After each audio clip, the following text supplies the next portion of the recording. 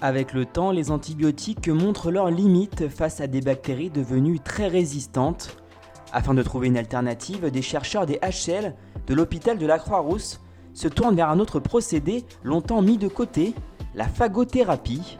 Une thérapie qui repose sur l'utilisation des virus prédateurs naturels des bactéries, les phages ou bactériophages. Un phage qui infecte une bactérie va pouvoir libérer 1000 phages. Ces 1000 phages vont de nouveau aller attaquer les 1000 autres bactéries qui sont dans l'abcès ou dans l'endroit où il y a l'infection, qui elles-mêmes vont libérer 1000 et 1000 phages. Donc en fait, il y a un phénomène auto-entretenu, auto-amplifié. Les phages sont très ciblés dans leur attaque de bactéries, correspondant parfois à une seule espèce donnée, voire une souche particulière d'un patient donné. C'est pourquoi tout un travail de recherche et de test est nécessaire pour déterminer quel bactériophage sera actif dans chaque cas de figure.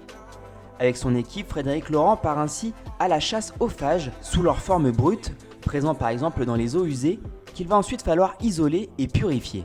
Ici à Lyon, par exemple, les premiers phages qu'on a isolés d'intérêt clinique contre le staphylocoque doré, on les a trouvés dans l'eau du lac du parc de la Tête d'Or.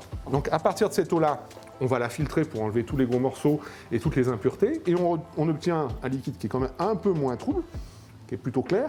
Là-dedans, il n'y a plus de bactéries, plus de déchets, mais par contre, il y a encore les phages qui sont présents. L'enjeu consiste alors à élaborer une sorte de bibliothèque qui répertorie et conserve l'ensemble des phages. Cette phagobanque fait partie du projet Phage in Lyon, financé par la Fondation HCL, dont l'objectif in fine est de produire des médicaments utilisables chez l'homme pour traiter des patients en échec thérapeutique.